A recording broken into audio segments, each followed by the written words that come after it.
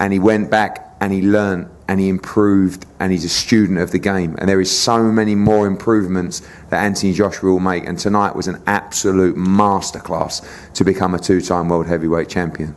So we're going to go to the floor now for questions for the champion.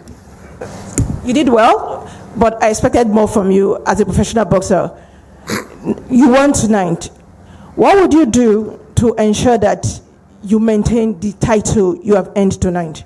What strategy will you put in place to ensure that you maintain it? It's difficult to answer that question, because when you're facing all challengers, different sizes, different styles, some people are pressure fighters, some people are counter punchers. In boxing, you're going to have good nights and bad nights in the heavyweight division. So all I can do is try my best, make my prayers, stay dedicated, and just do it for myself. You know, if I box for the crowd or box for people's opinion, and I might not have been victorious tonight. I boxed in my own game plan, I trusted my own process, and now I'm the champion. So I'm just going to follow my own instincts while I'm boxing. I can knock people out when I want to, and I can box when I want to. So tonight was just about winning and trusting my process. I know maybe I could have done more at times, but sometimes simplicity is genius. And that was the motto, is keep it simple, because it's going to lead to a genius performance. So it was outclassing the current champion, and just kind of proving to myself is that every time I step in the ring, sometimes I may take a loss, but if I prepare myself well, I don't think anyone's going to beat me. And I just took it back to the old school 70s style, boxing sweet science, hit and don't get hit. That's the name of the game. Out of all your opponents that you fought, you know, most of them you've knocked out, you know, barely any of them you ever gone to the distance.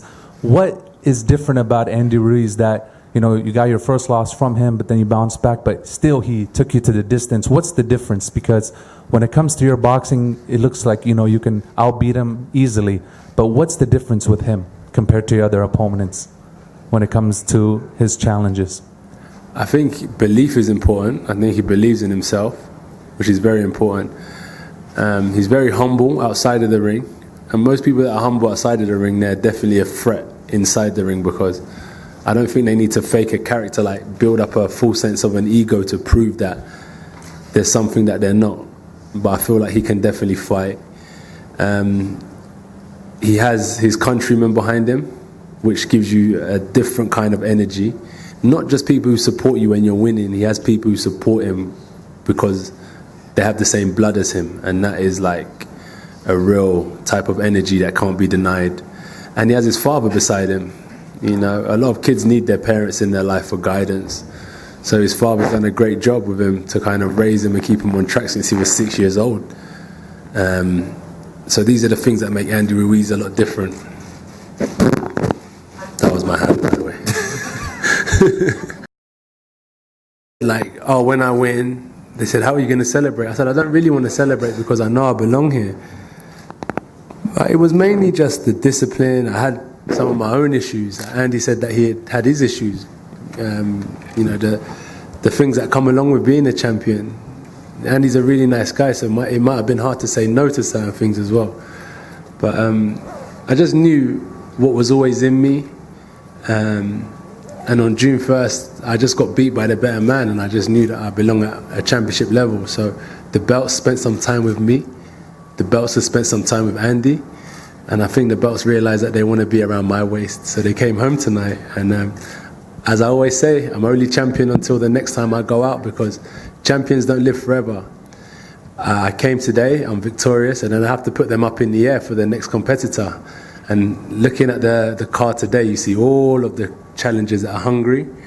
And it's just going to be an interesting time in the heavyweight division, because you guys, I want to thank you guys for being here as well. And it's just an interesting time in the heavyweight division. I'm just loving the buzz.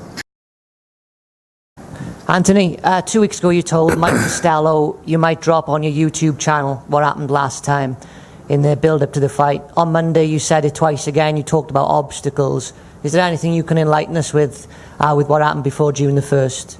No, Andy just beat me. Credit to the man. He beat me fair and square. He's a great fighter, a great champion. First ever Mexican heavyweight champion. You know, he has something special about him. But we just reclaimed what was rightfully ours. That's all. I just got beaten by the better man, and it shows that we're just as good as each other. You know, he beat me, I beat him, and we move on to the next. AJ, congratulations on the victory. Thank you, sir. You said before the fight that it wouldn't be special and you wouldn't celebrate at all, and instead you had like an hour-long celebration in the ring that one of the most epic I've ever seen. Was it just so much better than you imagined it, or was that just the mindset that you had to have before? You ride the wave, you ride the energy. Deep down in my heart, I'm chilled. I'm calm, I'm collected. I believe in myself. But yeah, I just ride the wave of the crowd. People who were happy, my family were there, my friends I grew up with were there. So I had to kind of fill in with that energy, you know. But deep down, honestly, for me, I'm relaxed. It is what it is. You've talked a lot about your friendship now with Vladimir Klitschko and how much advice he's given you. You fought a lot like him, I thought, very tactical and disciplined. Yeah. How much influence did he have on the strategy and the way you fought? Nothing to do with strategy. That's my trainers. Nothing to do with strategy, but just about mindset, I feel. So Vladimir Klitschko, even though we've been in the ring and we were enemies to a certain degree, I feel like we have a lot of mutual respect, and that's the great thing about boxing, is that you do go to war, however you shake each other's hands after. Me and Vladimir kept a good relationship, and he's just been in the game for such a long time. I keep myself around boxing people who know the game, and any type of information and knowledge can lead me on to success. So he passed on a lot of his experiences, which play a part in my mental preparation. What inspired the ring walk music today? So when I went to Nigeria, I met Femi Akuti, and more so than his music, the conversation he gave me, he sat me down and he spoke to me about some of the good things in Nigeria, some of the issues in Nigeria and so on. And when I went back, I listened to some of his music, and that song, Fight to Win, really has deep meaning. And then his father, Fela, my dad always listened to him, but when we were sparring, I'm one of them guys that just put the song on repeat. It's quite annoying for everyone else, but I'm a simple kind of guy, so I was just repeating that song on loop. And what I wanted to do was just create the same environment that I had in training, coming to the ring. So it was just stuff that I listen to while I'm preparing. So when I'm sparring 12 rounds and stuff like that, we have the music playing in the background. There's about 50 people screaming, and it was just to create the same environment so I'm comfortable walking to the ring, and it's not new to me. What did you and Ruiz say when you guys had that moment in the ring? You guys kind of hugged, talked it out a little bit. What was that? What did you guys say, and what was that moment like? I said, never give up. I just told him to never give up. It's tough. You're a great man, first of all. And you're a great champion as well. But I told him to never give up and just keep on chasing his dream. Boxing's really tough, you know, but he's created his own history, he's created his own legacy. And I created mine tonight, and I'm glad we could both play a part in each other's legacy. So I just kind of gave him a pat on the back and said, I'm sure I'll see you again. The WBO have put out that you all have to... in 180 days? Yeah. It's rock and roll, mate. Yeah? Yeah, man. Alexander Usyk? No problem. No chance that belt gets vacated then? No, there's an IBF mandatory, there's a WBO mandatory. Tonight's about celebrating the victory, and as he's always done, his first mandatory was Kubrat Pulev. He pulled out. He faced Carlos Takam on a week's notice. His WBA mandatory was Alexander Povetkin. Nobody wanted to fight Alexander Povetkin at the time. He took care of that mandatory as well. Kubrat Pulev is the IBF mandatory.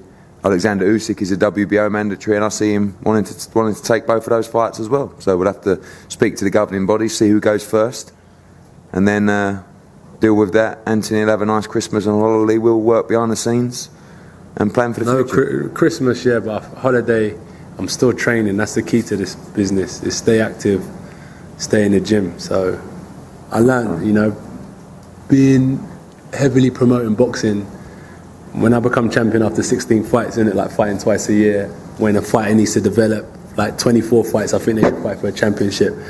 I learned that you can't spend a lot of time out of the gym. You have to kind of stay consistent. So a little holiday, yeah, but I'm going to stay consistent because that's going to lead me to another victory and another defense of my title. Andy, straight after the fight, said that he would be happy to see any potential third fight back here in Saudi Arabia. Are you happy with that prospect as well? The great thing is his view on Saudi Arabia. That's a positive because he was a bit weary at first, so it's nice to see that he's changed his opinion. Has everyone had a good time here? I think everyone's had a good time here, which is nice. So it's a neutral ground, neutral territory. So if he's keen, Alexander, Usyk, Ulev, Ruiz. I don't want to mention the other guy's name. You know who they are. But when they're ready, you know, I fought a lot of great names on my record, and I've beaten some good names as well. And I'm looking forward to taking on more challenges. And Andy's still on that list because I think we make for good music. He's a good dancing partner. Is there a wish to unite all the belts? The Deontay Wilder fight? Yeah, definitely. I would love to, definitely. I've united four. It's hard. It's difficult to keep them. It's difficult to unite them. I'm sure PBC were desperately rooting for Andy to win. But we came and put a little spanner in their works. But we'll see what happens, man. I'd love to unite the belts, but I think me chasing, same as in the fight, sometimes if I'm chasing the right hand or I'm chasing the left hook, it may come crashing down, and I realise that chasing that fight wasn't playing into my benefit. So I'm just going to let the path take its course. I've got great people managing me. I've got a great team.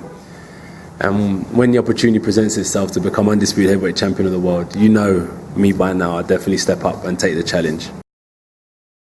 Do you feel that this victory was a kind of different after your first loss? Do you feel that this is like a refreshment in your career after the win and KO? Yeah, it's nice to KO. Like, there was times that I looked in Andy's eyes and I wanted to put my fist through his head. But then I thought to myself, this is boxing, you know? I need to win for myself. I need to show people that this is the sweet science of the sport as well.